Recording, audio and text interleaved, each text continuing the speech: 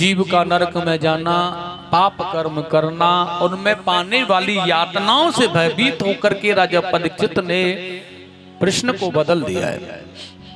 गुरुदेव, ये संसार में जीव पाप करता है और यमदूत से ले जाकर के नरक में डाल देते हैं और वहां कोई भी मददगार हमारा नहीं होता, कोई भी मदद करने वाला,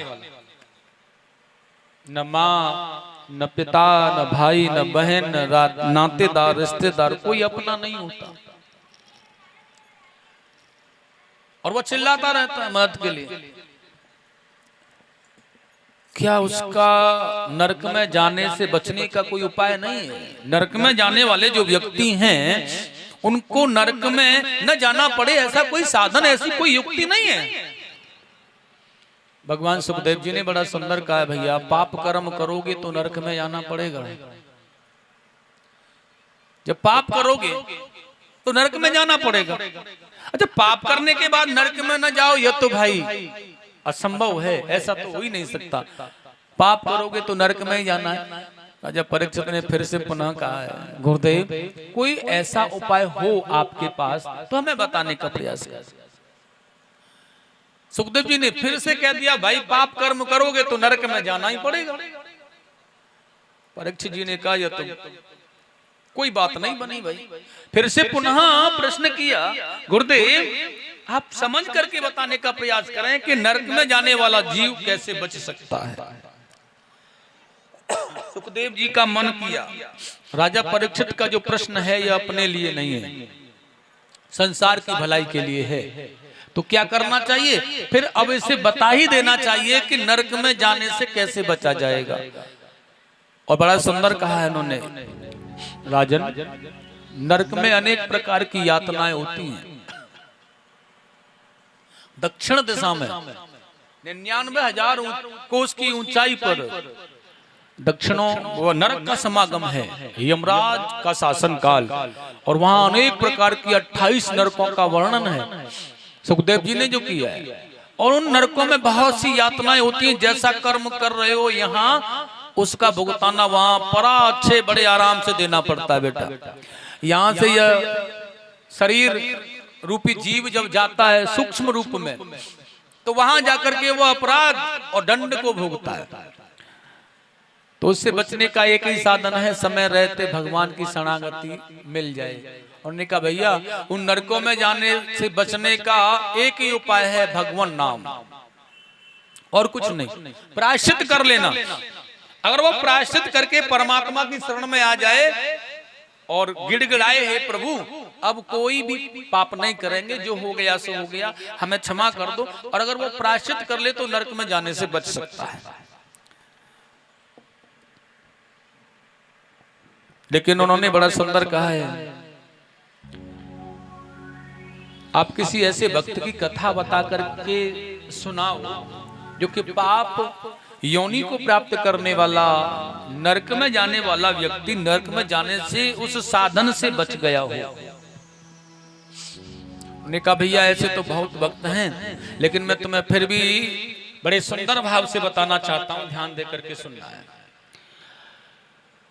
कान को जे ध्वज काक्षी काक्षदासी परित जामिल, श्री कृष्ण गोविंद हरे मुरारे, श्री कृष्ण गोविंद हरे मुरारे। नाम्रा नष्ट सदाचारो दास्याः ससर्ग दूषित, श्री कृष्ण गोविंद हरे मुरारे, श्री कृष्ण गोविंद हरे मुरारे, श्री कृष्ण गोविंद हरे मुरारे, श्री कृष्ण गोविंद हरे मुरारे मुरारे।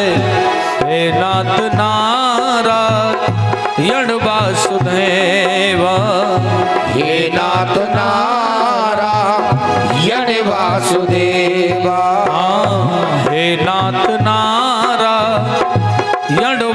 वासुदेव हे नाथ नारायण वासुदेव। ओ गोविंद जय जय बोलो, गोपाल जय जय, राधा रमण हरि गोविंद जय जय, राधा रमण हरि गोविंद जय जय, राधा रमण हरि गोविंद जय जय।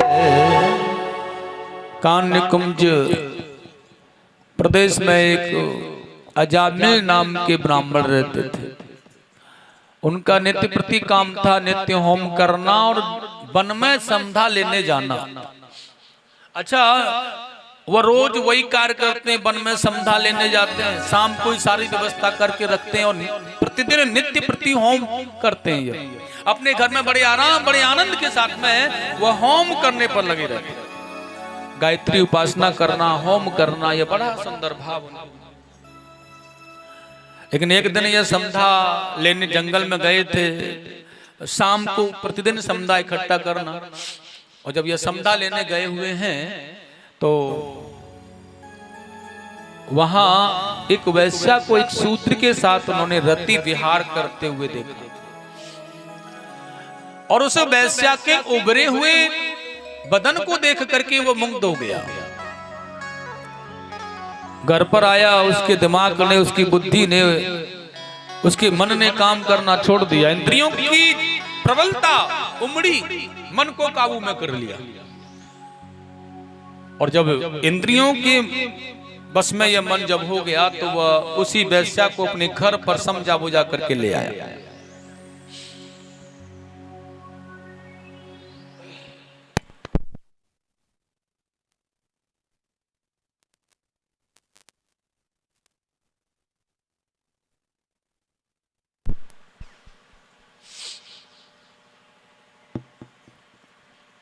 अब पत्नी बना करके उसे रख लिया अपने घर। अपने बीबी बच्चों को निकाल कर बाहर उसी वैश्या को पत्नी बना करके अपने बड़ी सुंदर जीविका को चलाने लगा। लेकिन अच्छा, वो भगवान का भजन तो करता ही है भाई। झोली माला लेकर के हाथ में भजन कर रहा था। तभी उसी वैश्या ने, उसकी पत्नी ने आकर के एकदम से पीछे से धक्का दिया और कहने लगी, अरे ओ, जब कुछ करना ही नहीं था तो फिर मुझे लेकर के क्यों आए आप? जीवन में कुछ करना ही नहीं था, इसी प्रकार भजन ही करना था, तो मुझे क्यों लेकर के आए, मुझे लाए क्यों?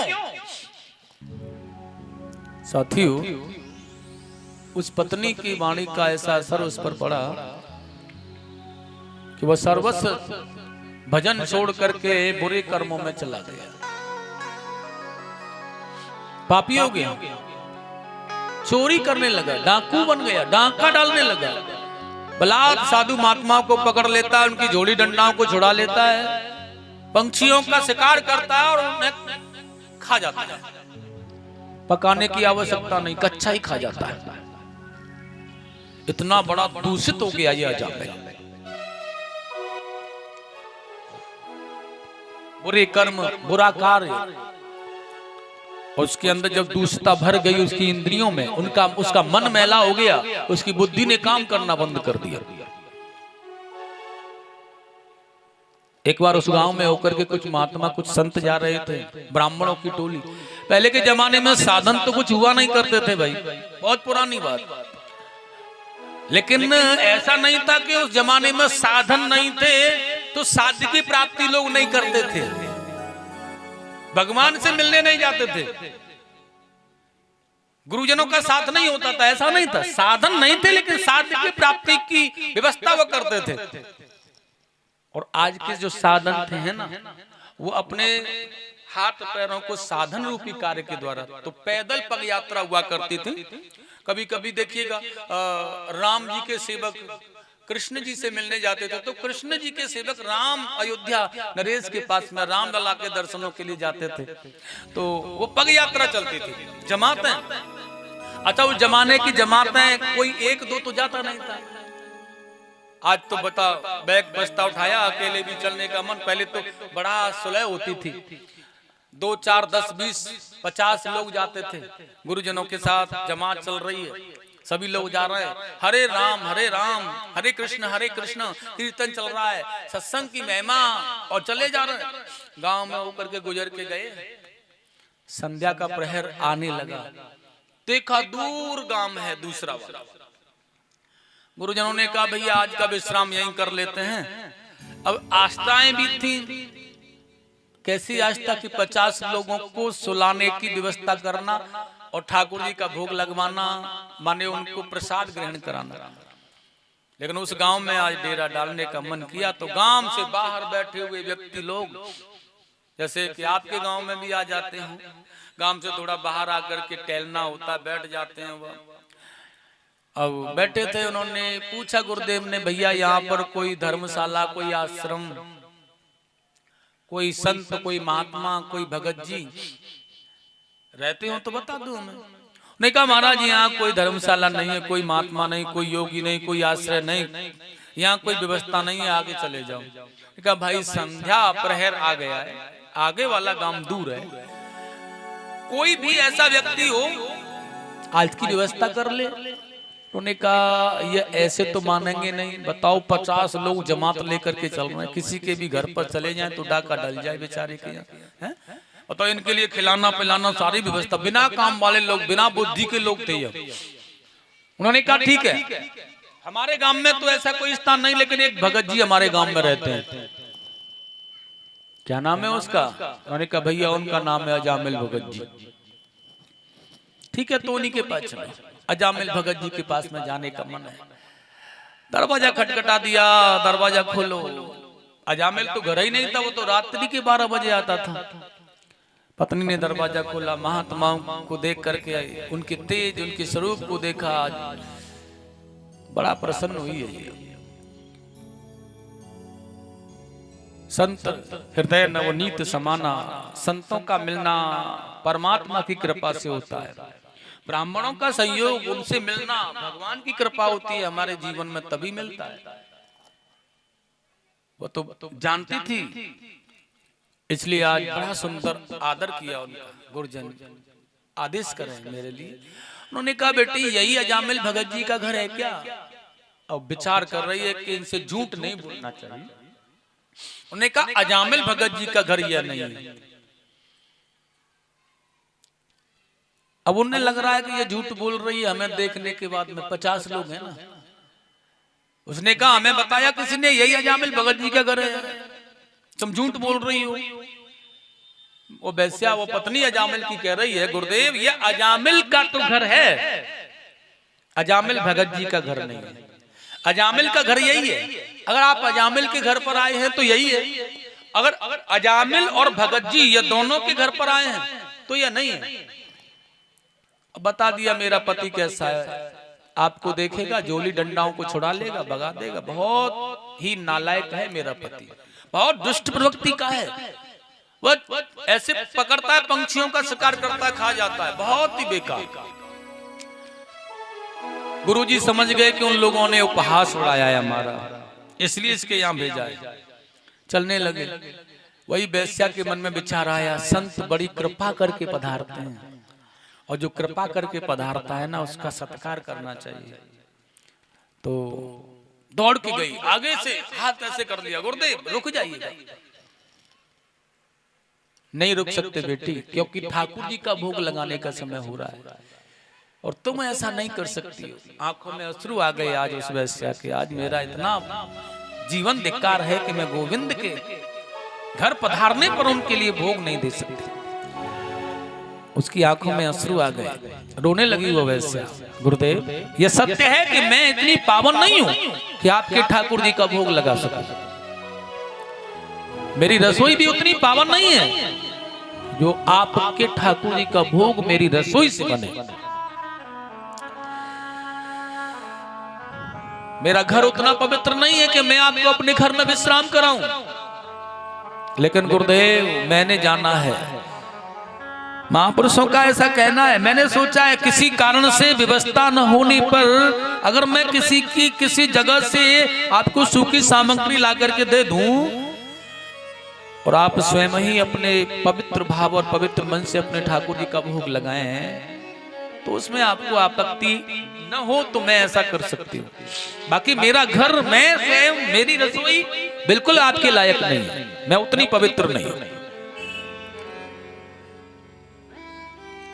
इस कथा से क्या शिक्षा मिल रही है हमें? ध्यान रखना है, जिसके घर पर मांस का सेवन होता हो, जिसके घर पर अंडे, मांस इत्यादि का, बुरी लतों का, बुरी आदतों का सेवन होना चाहिए, उसे भूल करके भी अपने घर किसी ब्राह्मण, किसी संत को भोजन नहीं कराना चाहिए। अगर हम फिर भी जानबूझ करके किसी ब्राह्मण को, किसी संत को अपने घर पर भोजन करा रहे हैं,